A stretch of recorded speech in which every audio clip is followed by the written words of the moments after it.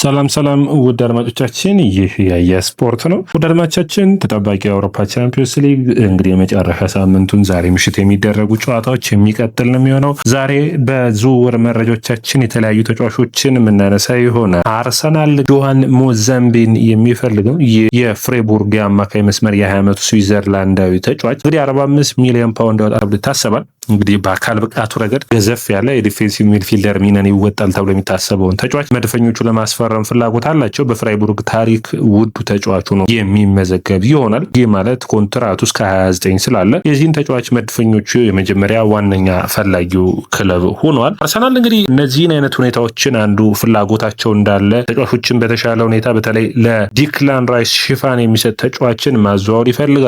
ነገር ግን አሁን ወይስ በክረምቱ አንዱ ትልቁ ሁኔታ የሚጠበቀው የሚሆነው ያንን የሚሆነው ማን ይህንን ውሳኔ ይወስናል የሚል ነው። ምክንያቱም መድፈኞቹ በክረምቱ ካደረጉት ዝውውር አንጻር በዚህ ጥር የዝውውር መስኮት እየተንቀሳቀሱ አይደሉም። እንግዲህ ይህ ተጫዋች በጥሩ ፐርፎርማንሱ በጥሩ ብቃቱ የሚደነቅ ነው። አንዱ አማራጭ ነው መቅረብ የሚጠበቅበት ይሆናል። ወደ አድማጮቻችን ሌላኛው ቪክተር ቫልዴፔናስ ነው።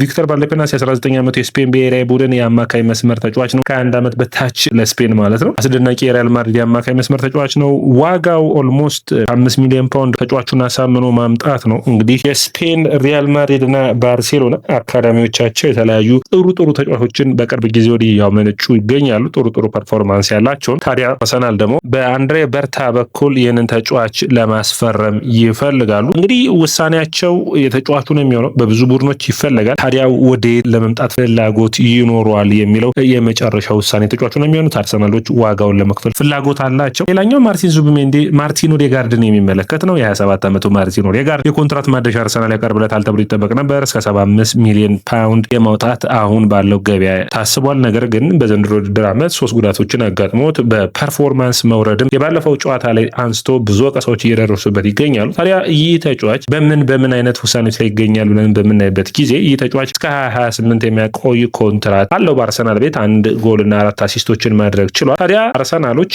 ከፍተኛ የሆነ ገንዘብ የሚቀርብላቸው ከሆነ ማርቲን ኦዴጋርድን ሊለቁት የሚችሉበት እድል ይኖራል የሚል መረጃ ነው። እነዚህ እንግዲህ ጭምጭምታዎች ናቸው። ባየርን፣ ኢንተር ሚላን እንዲሁም ሌሎች ቡድኖች የዚህ ተጫዋች ፈላጊ ናቸው። በሚቀጥሉት 4 ወራት ዋንጫዎችን የማያነሱ ከሆነ ማርቲን ኦዴጋርድ የቡድኑ አምበል ቡድኑን ሲለቅና ይሆን ትንሽ እንግዲህ ለመድፈኞቹ ደጋፊዎች አሳዛኝ ዜና ሊሆን ይችላል። ነገር ግን አርሰናል ኢታን ንዋነሪ፣ ማክስ ዳውንማን በቦታው ኤብሬቺዜ ስለሚኖሩ ከነዚህ ጥሩ የተሻለ ፐርፎርማንስን የሚያገኝ ከሆነ ወደ ሌላ ቦታዎች ዝውውሮች ገብቶ ተጫዋቾችን ማስፈረም አንዳንድ ደግሞ ወሳኝ የሆኑ ተጫዋቾችን ለመልቀቅ ሊገደድ የሚችልበት እድል ይኖራል። ሌላኛው እንግዲህ ክርስቲያን ኖርጋርድን በሚመለከት ነው። የ31 ዓመቱ ዴንማርካዊ የመሃል አማካኝ ተጫዋች እንግዲህ የፓርቴን መልቀቅ ተከትሎ በፓርቴ ቦታ ይጫወታል ተብሎ ነበር የፈረመው። ነገር ግን ከዋናው ቡድን ጋር ብዙ ተሳትፎን እያደረገ አይገኝም። እስከ 2027 በአርሰናል ቤት የሚያቆየውን ኮንትራትም አለው። ታዲያ ብዙ ቡድኖች የዚህ ተጫዋች ፈላጊ ሆነዋል። ፍራንክፈርት፣ ዶርትሙንድ፣ ሮማ፣ ላዚዮ የነዚህ ሁሉ የዚህ ተጫዋች ፈላጊ ሆኖ መጥተዋል።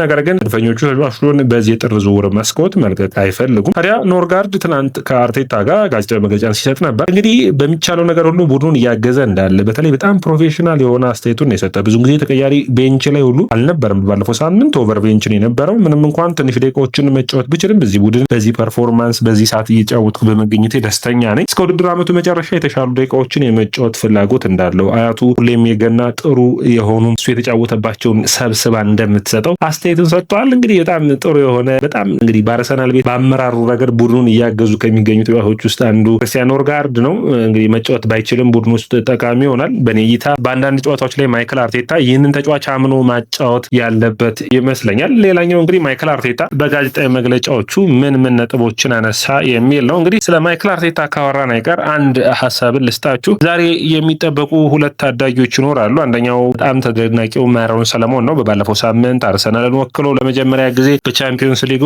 በአርሰናል ቤት ታዳጊው ተጫዋች ሆኗል። ታዲያ ሌላ ተጫዋች በቅርቡ ኮንትራቱን ትናንት ያራዘመው ኢፊ ኢብራሂሚ ይባላል። ኢፊ ኢብራሂሚ የአርሰናል ሌላኛው ታዳጊ አስደናቂ ክህሎት ያለው ተጫዋች ነው። 18 ዓመቱ ላይ ይገኛል። ይህ ተጫዋች እንግዲህ በኮንትራቱ በቡድኑ 72 ቁጥር ማሊያን ይለብሳል።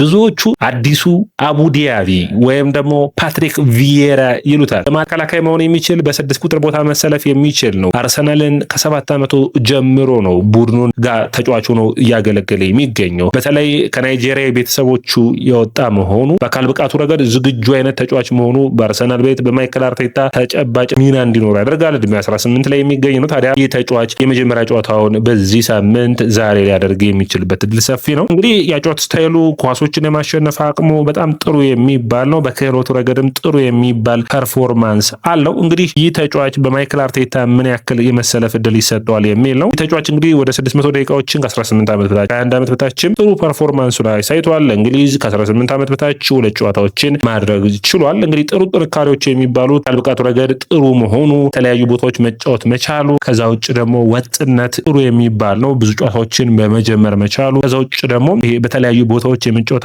አካል ብቃቱ በተለይ በጣም ጥሩ የሚባል ነው በታከል በመውረድ ነገር ግን ወደፊት ጎሎችን የማስቆጠር ድሎችን የመፍጠር ድሉን ማሻሻል የሚጠበቅበት ነው የሚሆነው። ያ በልምድ የሚሻሻል ነው የሚሆነው። ከዛ ውጭ ደግሞ ዲሲፕሊኑን ቢጫ ካርዶችን በጣም ያያል። እነዚህን ሁኔታዎች ማሻሻል ይጠበቅበታል። ፓሲንግ ሬንጁን ማሸነፍ ይጠበቅበታል። እንግዲህ አርሰናል የአማካኝ መስመር ላይ ኢታን ንዋነሪ፣ ማይልስ ሊዩስ ስካሊ እንዲሁም ደግሞ ማክስ ዳውንማንን ካወጣ በኋላ ይፊ ኢብራሂሚ ሌላኛው ተጫዋች ነው የሚሆነው በዚህ ቦታ ላይ። እንግዲህ ምንም እንኳን የማጥቃት አቅሙ ደከም ያለ ቢሆንም በማጥቃቱ ረገድ ደካማ ቢሆንም ኳሶችን ማሸነፍ ወደፊት ቡድኑ እንዲያጠቃ በማገዙ ረገድ ግን ውጤታማ ተጫዋች ነው። ዛሬ ኢፊ ኢብራሂሚ እና ማሮን ሰለሞን የአርሰናል ዋናው ቡድን ጨዋታዎችን የሚያደርጉበት እድል ሊኖር ይችላል 10 እና 15 ደቂቃዎችን። ማይክል አርቴታ ታዲያ ስለ ጨዋታው የሰጣቸው አስተያየቶች አሉ። በቀጣዮቹ 4 ወራት አርሰናል ደስታዎችን እንዲሁም ደግሞ መፋለሙን እንደሚቀጥልና በውድድር ዓመቱ መጨረሻ ምን ደረጃ ላይ እንደሚገኙ እንደሚጠብቅ አስተያየትን ሰጥቷል። እንደ ስብስብ አርሰናሎች ራሳቸውን ማየት እንደሚጠበቅባቸውም አስተያየቱን ሰጥቷል። እንግዲህ ጥሩ የሚባሉ አስተያየቶች ናቸው። ምክንያቱም አርሰናል እንደ ቡድን ጥሩ ፐርፎርማንሶቹን ማስቀጠል የሚያስፈልገው ነው የሚሆነው። ሳሊባ፣ ቲምበርና ሚኬል ሞሪኖን በሚመለከት ሳሊባና ቲምበር በጉዳት እንደሌሉ ግጭቶች እንዳጋጠሟቸው አስተያየቱን ሰጥቷል። እንግዲህ አርሰናል የዩናይትዱ ሽንፈት በውድድር ዓመቱ በየትኛውም አጋጣሚ የሚያጋጥም እንደሆነና ነገር ግን ከዚህ ትምህርት ወስዶ ብዙ ቡድኖች ከሽንፈቶች በኋላ እንዴት ይመለሳሉ የሚለው ትልቁ ጉዳይ ነው። ምንም እንኳን የቅርብ ዓመታት የማንቸስተር ሲቲን ጥንካሬ ቢታይም አሁንም በእኔ እምነት ማንቸስተር ሲቲ ያለፉትን ዓመታቶች አይነት ጠንካራ ቡድን አይደለም። አርሰናል የተሻለ ጥንካሬዎች አሉት። እነዛን ጥንካሬ ማስቀጠል የሚችል ከሆነ ዋንጫዎችን ማሸነፍ በተለይ የፕሪሚየር ሊጉን እድሉ ሰፊ ነው የሚሆነው። ቀጣይ 15 የእንግሊዝ ፕሪሚየር ሊግ ጨዋታዎች አሉ። አርሰናል እንግዲህ ከሊቨርፑል ጋር ተጫውቶ መጨረሱ፣ ከአስቶን ቪላ ጋር ተጫውቶ መጨረሱ በቀጣይ በተለይ ደግሞ ማንቸስተር ሲቲ እነዚህን ጨዋታዎች ስላልጨረሰ ጠንካራ ፈተናን የሚያደርጉበት ይሆናል።